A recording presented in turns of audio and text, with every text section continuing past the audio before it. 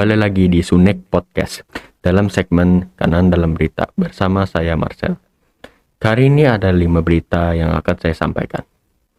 Yang pertama, dalam rangka pemilihan Duta Bahasa Inggris tingkat SMP yang dilaksanakan oleh Britain English Education, 10 finalis dari SMP Kristen Kanaan akan memasuki babak final, dan dari 10 finalis tersebut 5 orang yang akan masuk ke babak grand final pada tanggal 22 April 2022. Berita kedua, kegiatan Hari Kartini SMP Kristen Kanaan Banjarmasin akan mengadakan webinar bagi siswa dengan judul Wiki versus Sexuality Desire yang dilaksanakan via Zoom di ruang kelas masing-masing. Dari kegiatan ini, siswa-siswi Kanaan akan diberikan pengetahuan mengenai predikat seksual, yaitu mengerti tentang dorongan seksual yang terjadi di masa perkembangan remaja dan cara mengatasi agar tidak menjadi hal yang negatif. Untuk berita ketiga, masih dalam rangka Hari Kartini, tidak hanya ada kegiatan untuk mahasiswa, tetapi juga ada kegiatan persaudaraan guru-guru sekolah Kristen Kanaan yang di dalamnya diadakan juga lomba fashion show, baju kebaya atau baju daerah. Berita keempat, dalam rangka Hari Bahasa Mandarin tanggal 20 April, semua siswa di SMP Kristen Kanaan membuat dan memposting sebuah Twibbon di Instagram mereka masing-masing yang bertema "Berhentinya Bisa Bahasa Mandarin" dengan foto siswa memegang huruf Mandarin favorit mereka. Berita terakhir, untuk menambah skill bahasa Inggris, khususnya dalam hal listening dan reading, setiap 2 minggu sekali di hari Kamis ada kegiatan BBC News, di mana siswa diberikan kesempatan untuk menyimak video dari BBC News dan membuat rangkuman berita dalam bahasa Inggris. Demikian berita yang saya sampaikan. Kita akan melanjutkan ke segmen wawancara bersama Ruben. Silakan Ruben. Halo semuanya, kembali lagi di Sunek Podcast bersama saya Ruben Pardede. Hari ini kita kedatangan tamu spesial lagi nih teman-teman, yaitu Wakil Kepala Sekolah Kesiswaan dan juga Guru IPS kelas 7, yaitu Bu Yanti. Halo Bu.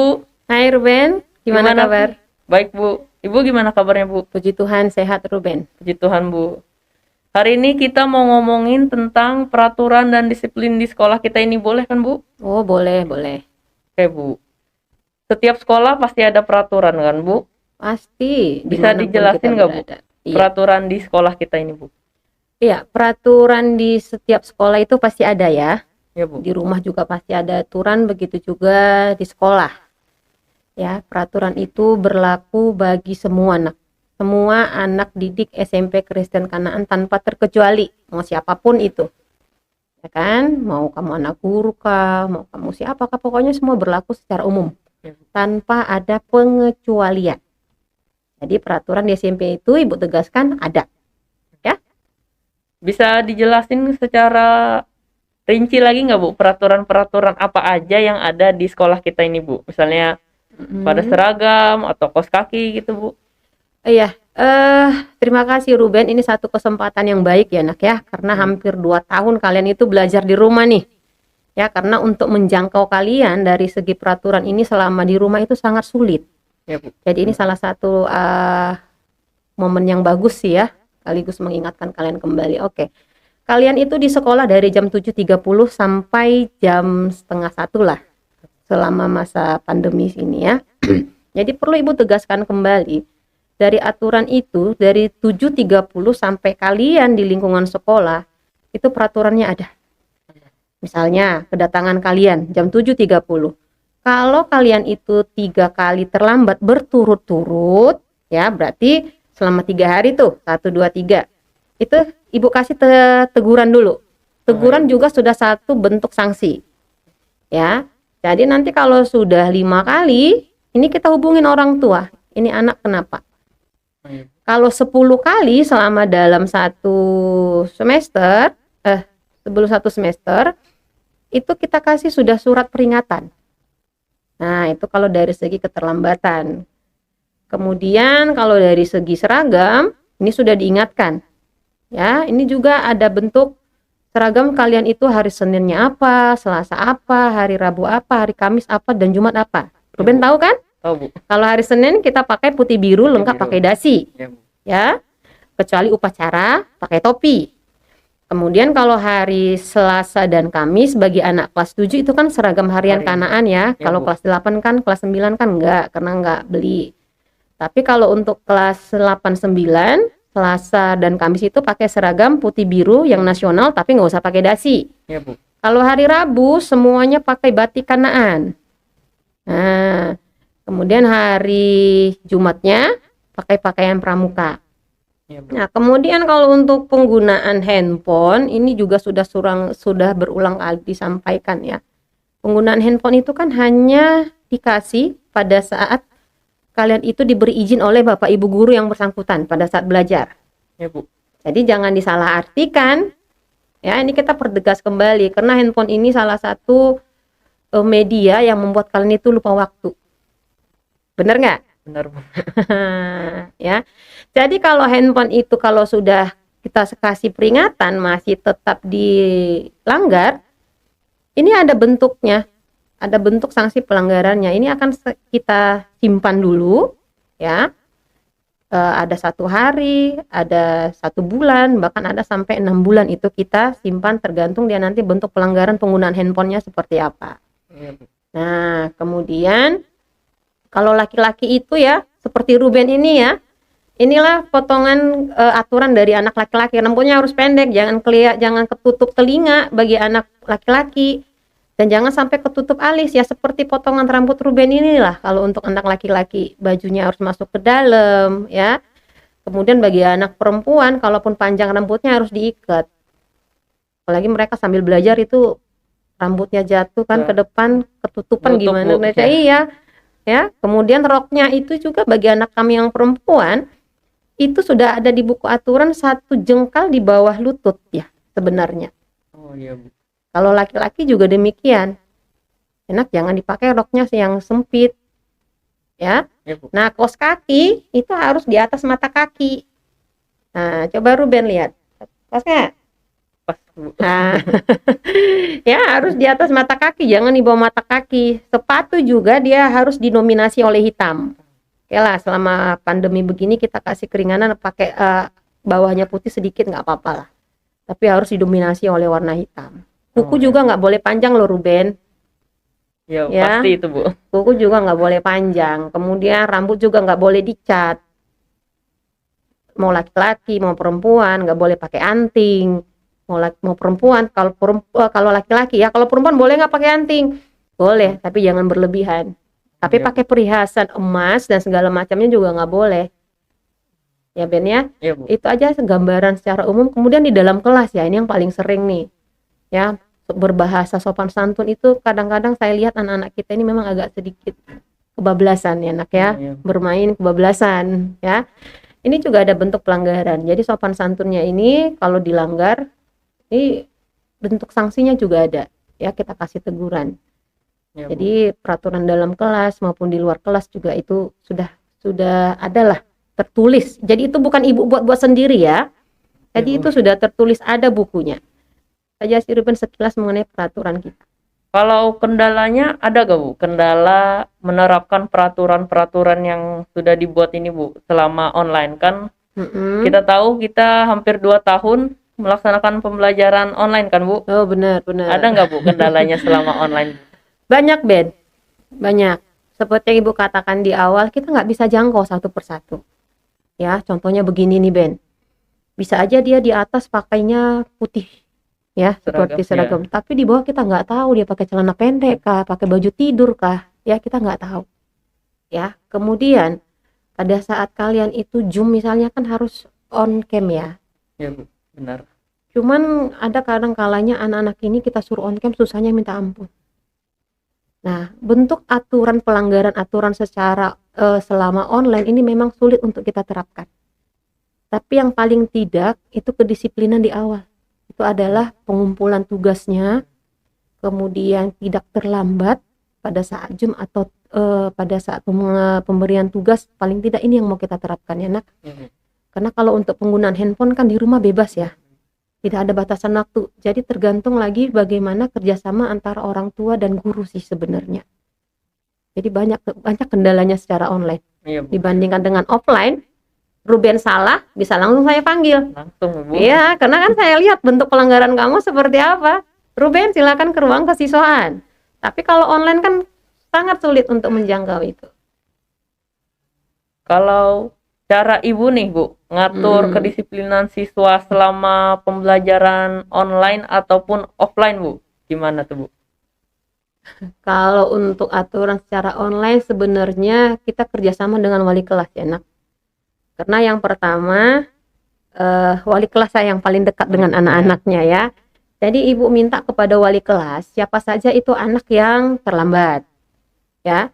Siapa saja itu anak yang tidak mengumpulkan tugas. Nah, di sini kita lakukan pemanggilan.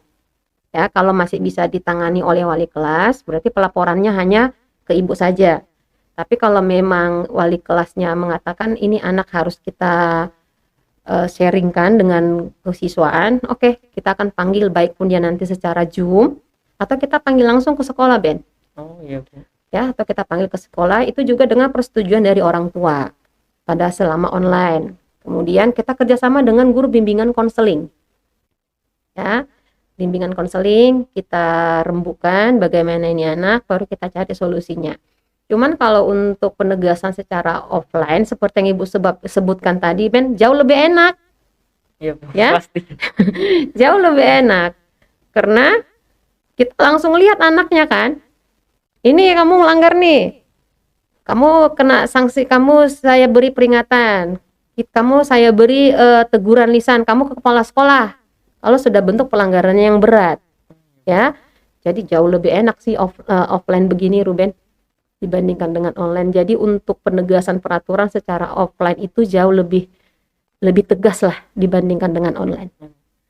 Kata Ibu kan tadi ada sanksi ya, Bu? Ya. Nah, sanksi itu berupa apa, Bu? Bisa dijelaskan lagi nggak, Bu? Oke, pemberian sanksi tergantung dari bentuk pelanggarannya ya, Ben ya. Pelanggaran yang ringan, sedang, berat, sanksinya kan beda ya.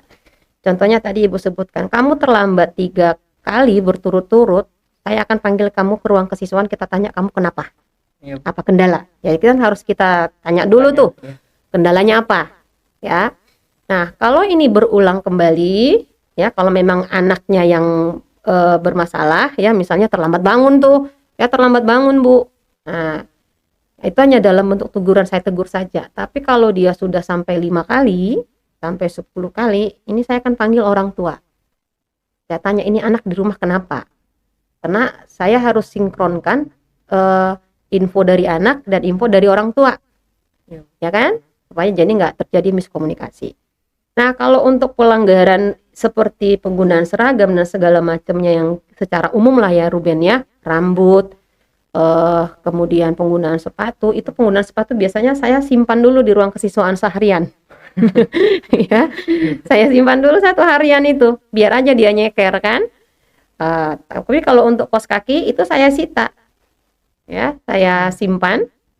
Kemudian nanti dia pulang sekolah baru saya beli. Tapi kalau dipakainya lagi, itu saya simpan sampai dia selesai dari SMP, baru saya kembalikan. Lama juga ya, Bu? Lama. Kalau untuk rambut biasanya saya kuncir dulu, Ben. Kuncir. Saya ikat dulu, ya.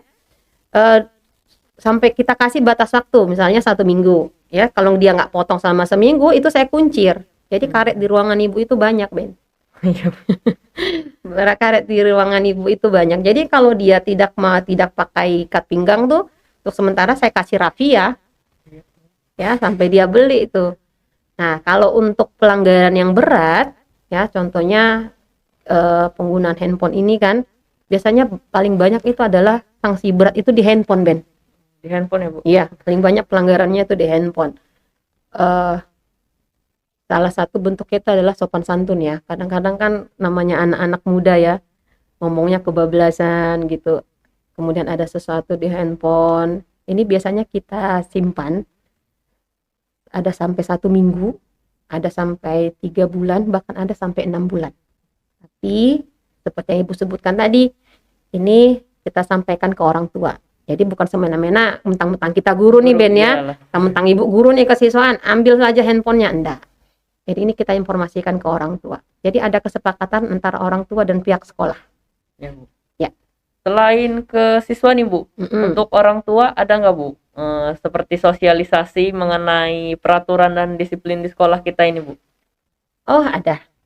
Ya, jadi pada saat kalian itu sudah masuk ke sekolah, kalau Ruben masih ingat tuh awal masuk kan ada diberi buku peraturan ya.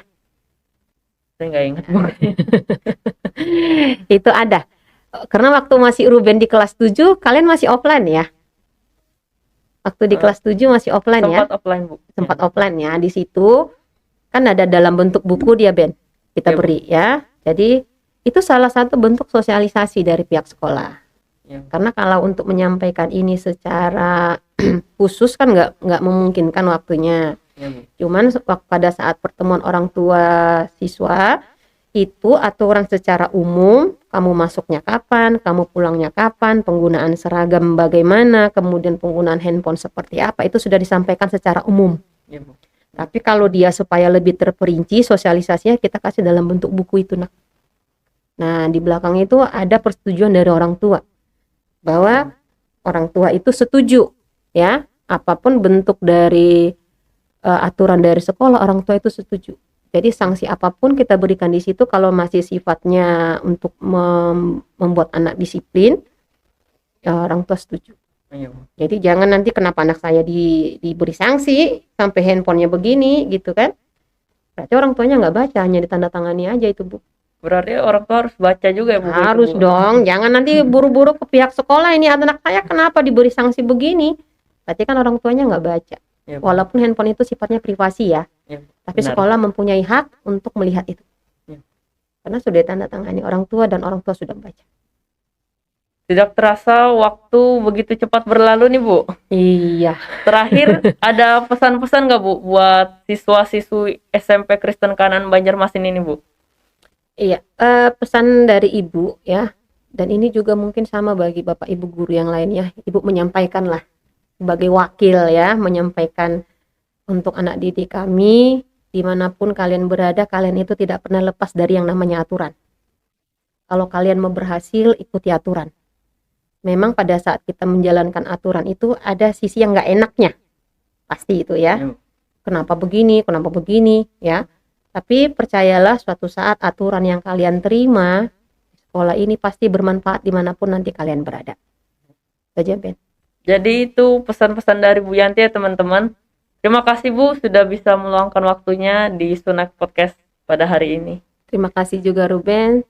Selanjutnya kita akan menyaksikan fun fact yang akan dibawakan oleh Marvelo. Dipersilahkan dan sampai jumpa. Baik, terima kasih Ruben. Now let's move on to the next segment, which is fun fact. Fakta pertama. Kalian tahu nggak kalau pada tanggal 20 April 2022 itu adalah Hari Bahasa Mandarin? Menurut legenda, 5.000 tahun yang lalu, tepatnya pada masa Huangdi, seorang pejabat bernama Zhang Jie diutus oleh kaisar dengan tugas mencari set aksara baru untuk kerajaannya. Zhang Jie pun pergi dan menetap di pinggiran sungai, hingga dia menemukan sebuah tapak kaki binatang yang tidak dikenalinya. Zhang Jie pun bertanya kepada para pemburu tentang jejak kaki itu, dan para pemburu menebak bahwa jejak kaki itu adalah jejak kaki Pisiu dilihat dari kekasannya. Dari pembicaraannya dengan para pemburu, Zhang Jie pun menemukan sebuah ide untuk membuat aksara yang hingga sekarang diketahui dengan nama Hanji. Fakta kedua. Seperti yang kita ketahui bahwa pada tanggal 21 April 2022 adalah Hari Kartini. Pada tanggal itu, Raden Ajeng Kartini lahir. Ayah Kartini adalah seorang bangsawan yang dipandang tinggi. Oleh karena itu, Kartini memiliki kesempatan bersekolah hingga umurnya 12 tahun. Setelah itu, sisa hidupnya hanya tinggal di rumah dan tidak dapat mencapai impiannya sebagai seorang guru dan bersekolah di Belanda. Semasa hidupnya, Kartini sering menuangkan pemikiran-pemikirannya melalui surat dan mengirimkannya kepada teman-temannya di Eropa. Surat itu berisi tentang keinginannya untuk mewujudkan gender equality atau kesetaraan gender dalam hal pendidikan di Indonesia. Setelah Kartini meninggal, J.H. Abendanon membukukan surat-surat yang pernah dikirimkan Kartini kepada teman-temannya di Eropa dan diberi judul Habis Gelap, Terbitlah Terang. Demikian Sunek Podcast pada hari ini. Jangan lewatkan episode kami yang selanjutnya. Jangan lupa subscribe, like, dan share video-video podcast dari kami. Sampai jumpa di podcast selanjutnya.